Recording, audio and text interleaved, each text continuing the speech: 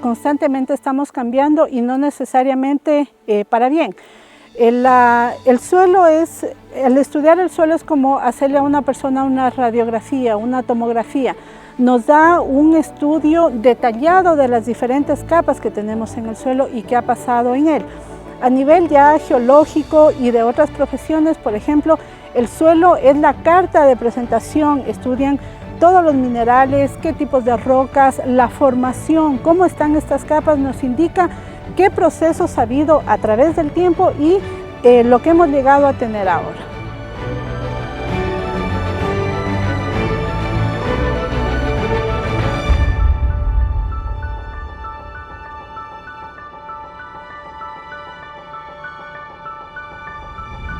Leticia, muchas gracias. Hoy estamos para hablar sobre un tema súper importante, que eso es el recurso de los suelos, ¿no?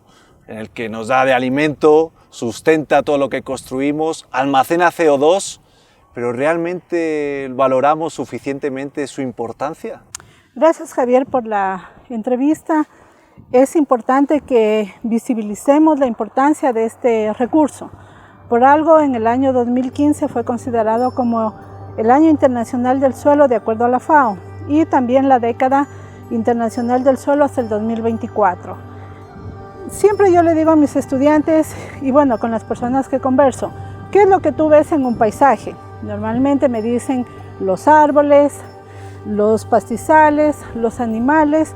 Si vamos a un bosque, llama mucho la atención el oso de anteojos, las cascadas de agua, que son muy importantes, pero no valoramos lo que no vemos y lo que está de aquí hacia abajo es el suelo, un recurso muy valioso, pero lamentablemente olvidado. Justamente estamos en un sitio clave, nos hemos puesto aquí, en el que se visibilizan diferentes tipos de uso del suelo, ¿verdad? Coméntame un poquito qué podemos ver aquí y dónde estamos ubicados. Estamos cerca, bueno, en el sector de Cajanuma, cerca de la zona de amortiguamiento del Parque Podocarpus, y aquí podemos observar varios usos de suelo, principalmente, y lo que estamos pisando ahora son los pastos. ¿Para qué? Para la ganadería, que es uno de los principales usos a nivel de la agricultura en nuestro país, y no es la excepción la provincia de Loja y sobre todo el sur del país. Pero también se observan algunas zonas reforestadas con especies no precisamente nuestras, y también se observan unas zonas, aunque en menor proporción, de construcción, que también se ven fuertemente afectadas, aunque no lo estamos visibilizando, pero en otros lados, por ejemplo, también la minería es otro uso de suelo que también afecta de cierta forma las propiedades que tenemos en el suelo. Y la construcción, lo que ahora se dice que vale 1 hectárea de suelo para construir, se asume que de aquí a 30 o 50 años valdrá 3 o 4 veces más para producir, porque no tenemos ya suelo. Los suelos lamentablemente se están degradando a una velocidad demasiado rápida. ¿Realmente estamos o somos conscientes de la gravedad que estamos afectando al suelo? Yo creo que no nos damos cuenta. Por lo que mencionaba, no lo visibilizamos. Un suelo salino, un suelo alcalino, un suelo erosionado, si tiene cierta cubierta, asumimos que tenemos un suelo profundo para reforestar, para especies forestales, herbáceas, y no es así. Solo nos damos cuenta el momento que vamos a cultivar o vamos a trabajar ese suelo para producir. Quienes lo sienten y de manera directa son, por ejemplo, los agricultores, porque ellos sienten que la producción de sus suelos ha bajado constantemente a través del tiempo. A través de una encuesta que nosotros les hicimos, les preguntamos, ¿antes o ahora eran los suelos más fértiles? Y el 90% nos dice que antes. ¿Por qué? Porque no usaban muchos agroquímicos, porque tenían mucho, por ejemplo, las zonas boscosas a nivel de los potreros, y que ahora, como es menos la producción de los cultivos, tienen que utilizar más fertilizante, más agroquímicos en general, lo que está llevando también a prácticas poco sostenibles, lo que está resultando en suelos pobres o suelos poco productivos. ¿Qué es la degradación del suelo? ¿Qué tipos hay?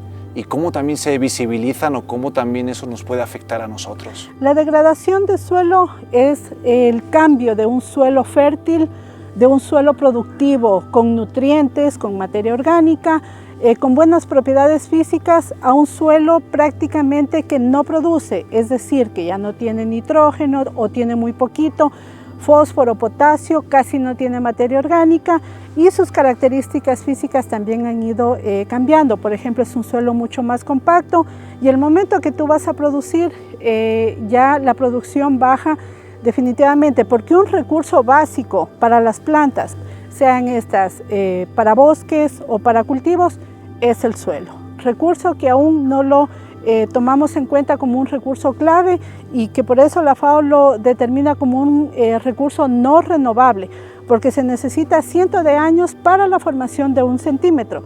Y justamente me hablaba de esa formación de suelo, ¿no? Y nosotros podemos saber lo que ha ocurrido en épocas pasadas gracias a esos diferentes estratos de suelo, ¿verdad? Correcto. Es como un gran disco duro en nuestro planeta que nos revela todos los acontecimientos más importantes que ha habido en el planeta.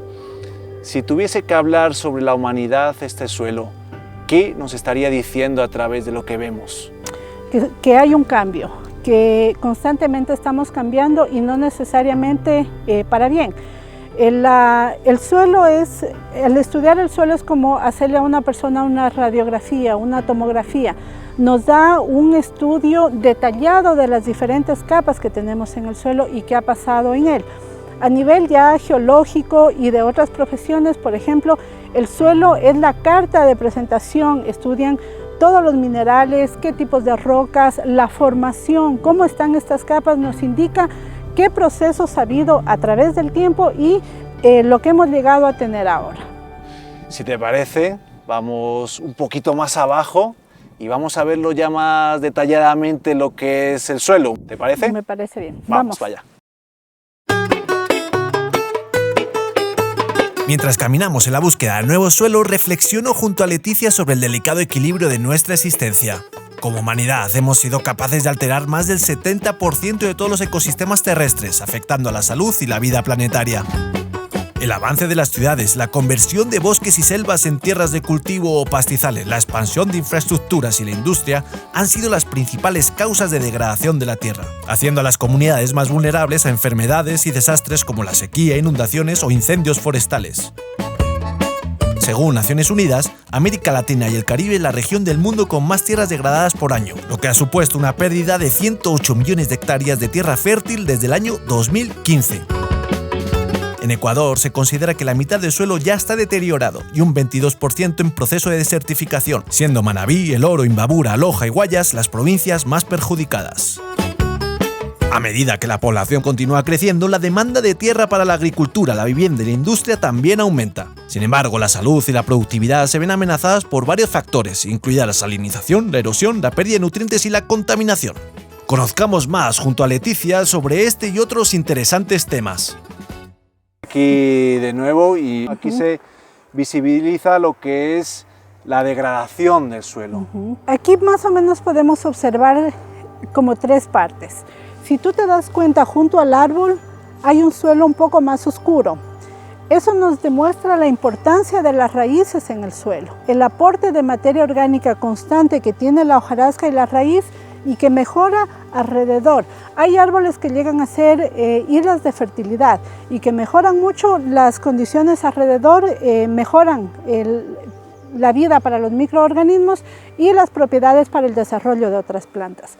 Pero al lado de este árbol, tú ves, hay algunos pastizales y otras especies herbáceas, donde vemos muy poquita cantidad de suelo. Si tú observas una capa muy pequeñita de color más oscuro, pero no tan oscura como la que está cercana al árbol.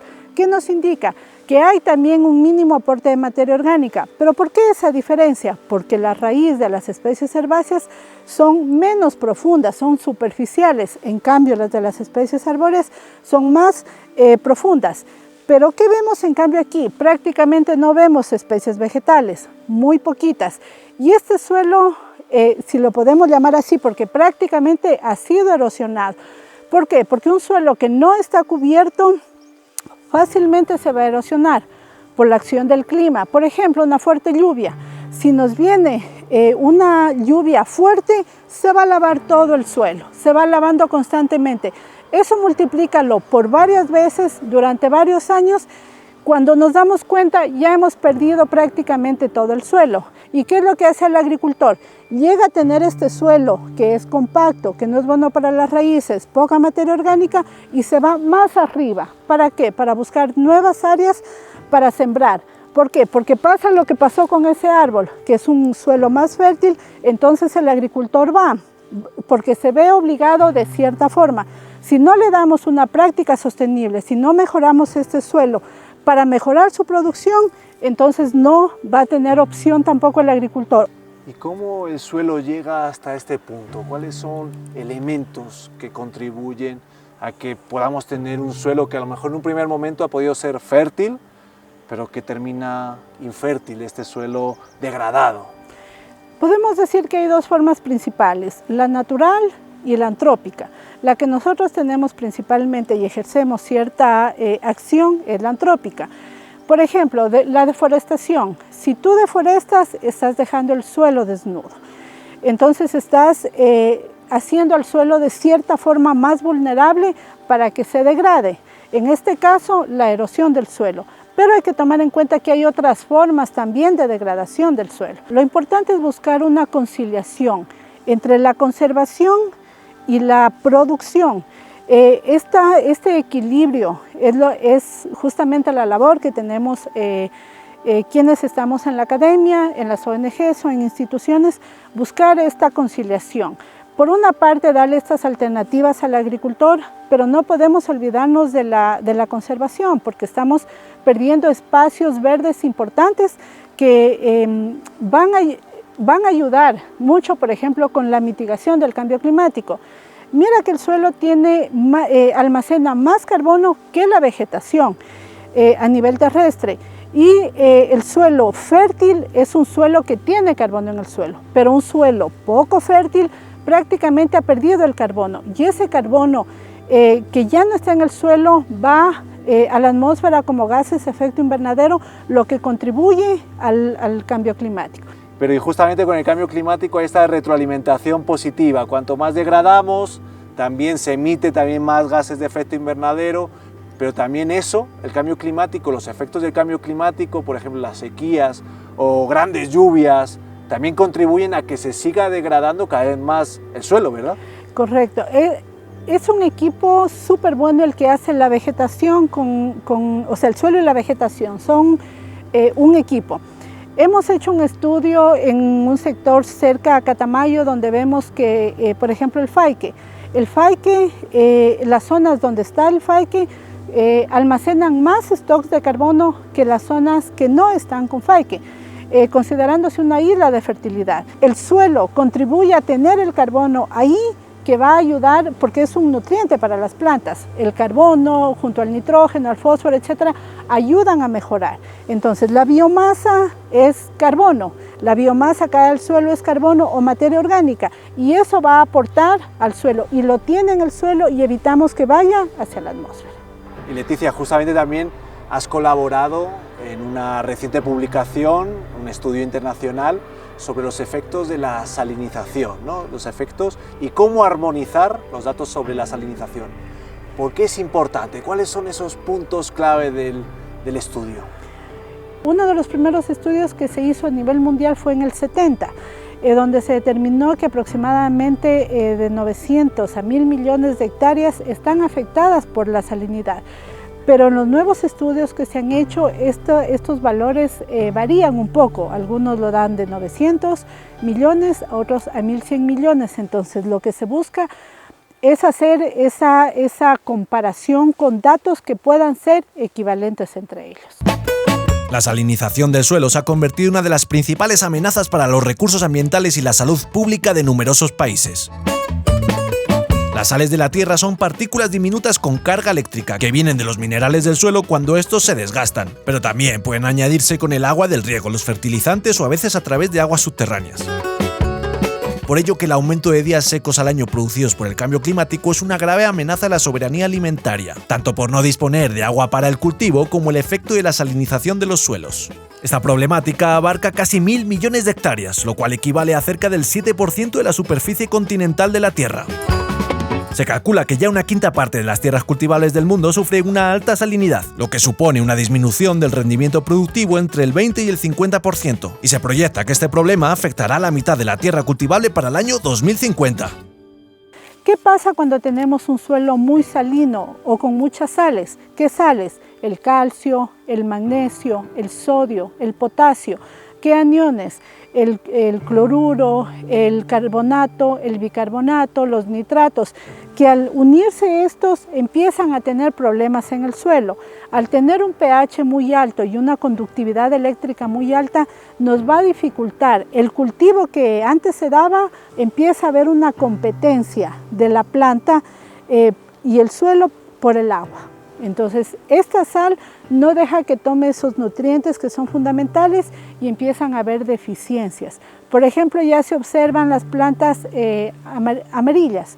¿Por qué? Porque empiezan deficiencias de otros nutrientes. Todos los nutrientes en el suelo cumplen una función, macro y micronutrientes. Si tenemos mucho de lo uno y poco de lo otro, no hay ese equilibrio, no va a haber un buen desarrollo, sobre todo en el caso de los cultivos.